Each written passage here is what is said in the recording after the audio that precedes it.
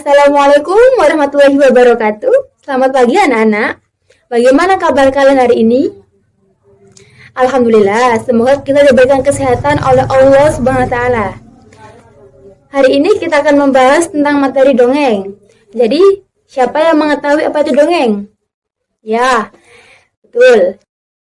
Sebelum melanjutkan materi hari ini, Ibu akan menjelaskan tentang standar kompetensi dan kompetensi dasar yang akan kalian tuju, yakni standar kompetensi mendengarkan satu, memahami penjelasan tentang petunjuk dan cerita anak yang dilisankan, dan kompetensi dasar mendengarkan 1.2, mengomentari tokoh-tokoh anak yang disampaikan secara lisan. Jadi, dongeng adalah cerita turun-temurun dari nenek moyang.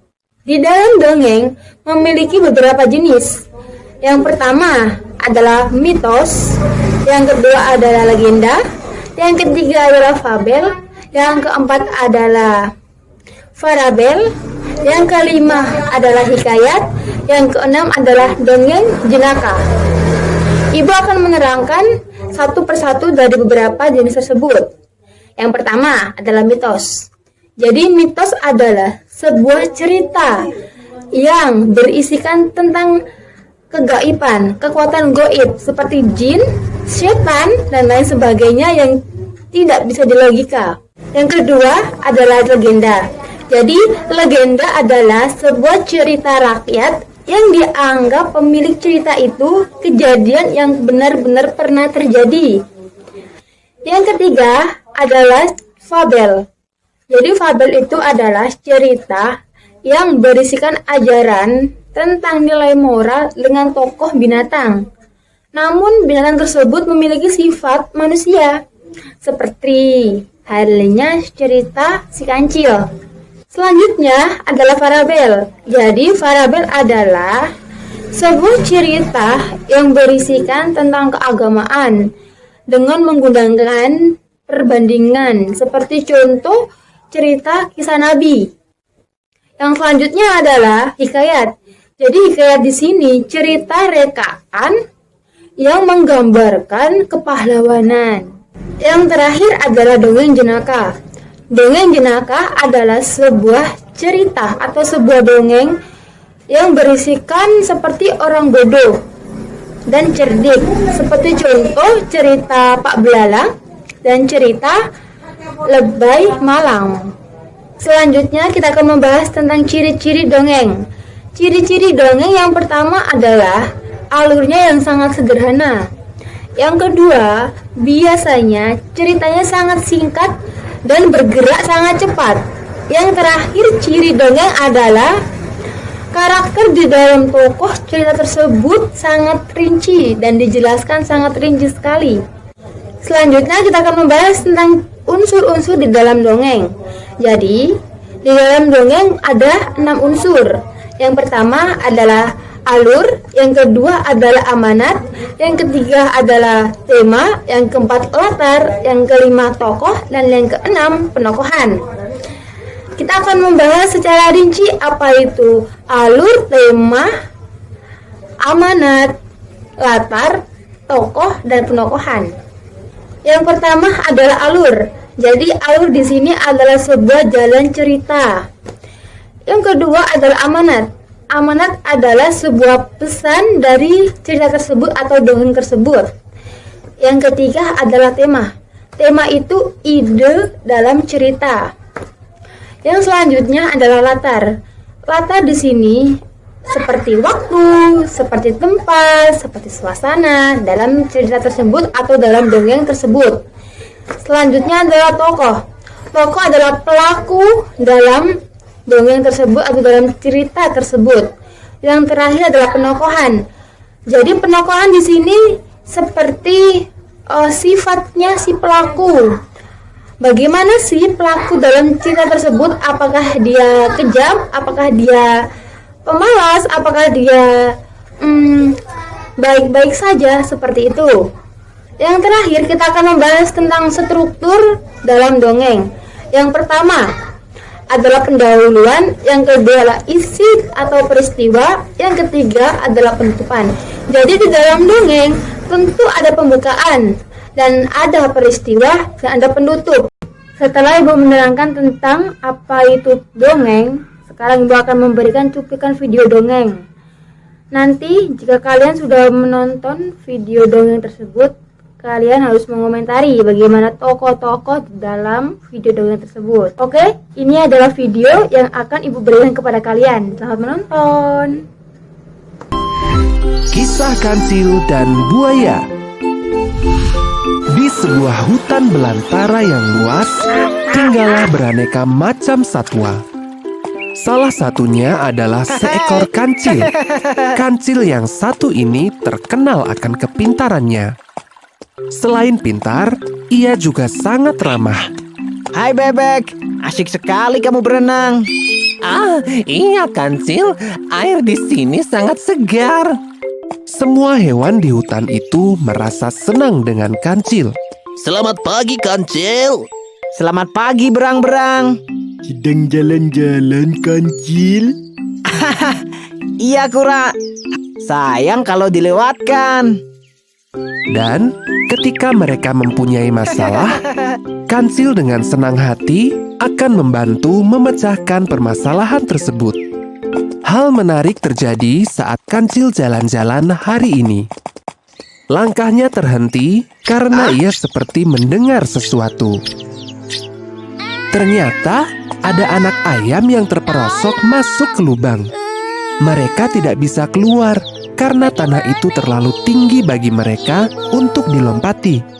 Tenanglah, aku akan membantu mengeluarkan kalian. Kancil pun masuk ke dalam lubang untuk membantu anak ayam tersebut. Naiklah ke punggungku, kita akan keluar dari lubang ini. Satu persatu, anak ayam itu naik ke atas punggung Kancil. Dengan mudahnya, Kancil membawa keluar anak-anak ayam dari dalam lubang.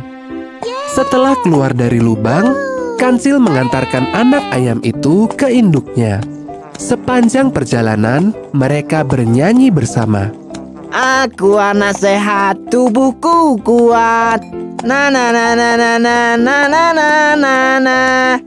Aku anak sehat, tubuhku kuat. Na na na na na na na na na na na.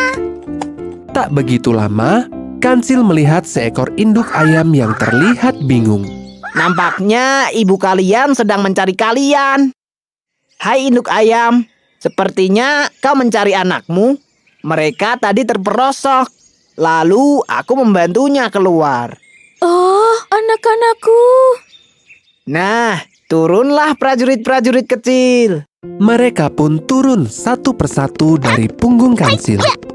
Induk ayam senang telah ditolong oleh Kancil. Terima kasih, Kancil. Makasih, Tuan Kancil. Sama-sama. Jaga mereka baik-baik.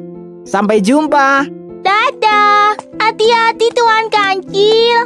Kancil pun melanjutkan perjalanannya. Di tengah perjalanan, ia merasa lapar dan mulai memakan dedaunan yang segar. Dedaunan ini belum cukup membuatku kenyang. Kancil kemudian melanjutkan perjalanan untuk mencari makanan lain yang lebih segar. Semakin siang, cuaca terasa semakin panas. Sinar matahari hari ini sungguh terik. Aku jadi haus. Kancil pun berhenti di tepian sungai untuk melepas segarnya air sungai ini. Aku sudah tidak haus lagi. Air pegunungan memang menyegarkan. Kerongkonganku tak lagi kering. Selesai minum, Kancil melihat sesuatu yang menarik di seberang sungai. Itu pohon buah-buah yang segar. Namun sayangnya, arus sungai itu begitu deras. Kancil tak berani menyeberangi sungai itu. Kancil segera mencari akal untuk menyeberang. Andai ada sesuatu yang bisa membuatku sampai di seberang. Tiba-tiba, ia melihat beberapa buaya yang sedang tertidur di dekatnya. Aku jadi punya ide. Aku bisa memanfaatkan buaya-buaya ini. Kancil pun membangunkan salah satu buaya. Buaya, bangunlah sejenak. Hei, kenapa membangunkanku? Kau mau menjadi santapanku? Tenanglah dulu. Aku membangunkanmu untuk memberi berita baik bagi kalian semua. Aku membawa hadiah daging yang segar dari raja. Untuk itu, aku harus menghitung jumlah kalian. Berjajarlah sepanjang sungai agar aku mudah menghitungnya. Benarkah? Kalau begitu, akan kupanggilkan teman-temanku lainnya. Buaya lalu mencebur ke sungai untuk memanggil teman-teman lainnya. Sementara itu, Kancil tertawa kecil. Semoga saja buaya-buaya itu terperdaya oleh tipuanku. Hai teman-teman, kemarilah. Aku punya berita bagus buat kalian. Teman, kita akan dapat daging. Benarkah? Benar, si Kancil yang memberitahuku. Kita hanya perlu berjajar sepanjang sungai agar Kancil bisa menghitung jumlah daging untuk kita. Semua buaya pun berkumpul. Dan mereka mulai berjejer-jejer sepanjang sungai hingga membentuk seperti jembatan. Inilah yang diharapkan oleh Kancil. Nah, bersiap-siaplah buaya. Aku akan menghitung kalian. Iya, lekaslah mulai menghitung. Kami sudah lapar. Kancil mulai melompati punggung buaya satu persatu sambil pura-pura menghitung. 1, 2, 3, 4, 5, 6, 7. Selesai menghitung buaya terakhir, Kancil pun melompat ke tepi sungai. Terima kasih para buaya. Berkat kalian, aku jadi bisa menyeberang. Setelah itu, Kancil langsung berlari kencang meninggalkan buaya. Hah? Menyeberang? Apa maksudnya? Jangan-jangan kita ditipu.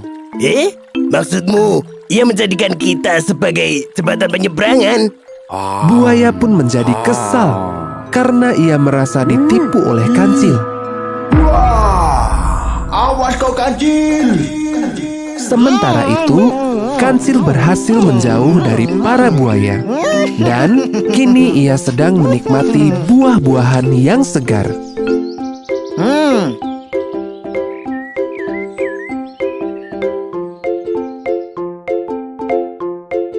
Pesan moral dari cerita ini adalah Kancil menipu buaya agar ia bisa menyeberang dan mendapatkan keinginannya.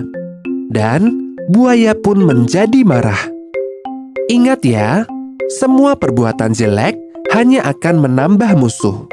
Gunakan kecerdasanmu hanya untuk hal-hal baik saja.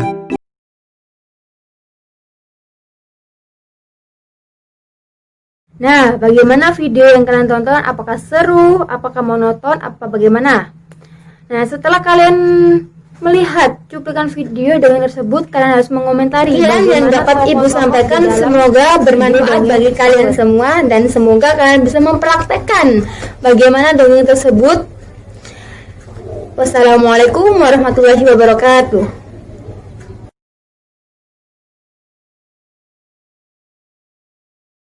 Perlu kalian ketahui bahwa dalam model pembelajaran ini adalah menggunakan model pembelajaran sastra kooperatif, yakni salah satu model pembelajaran yang sekarang banyak dikembangkan di beberapa sekolah, khususnya pada jenjang sekolah dasar.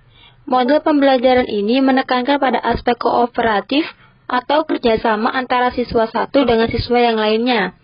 Tujuan dalam model pembelajaran ini supaya siswa mampu bekerja sama dengan siswa lainnya sehingga mampu menanggapi materi tersebut.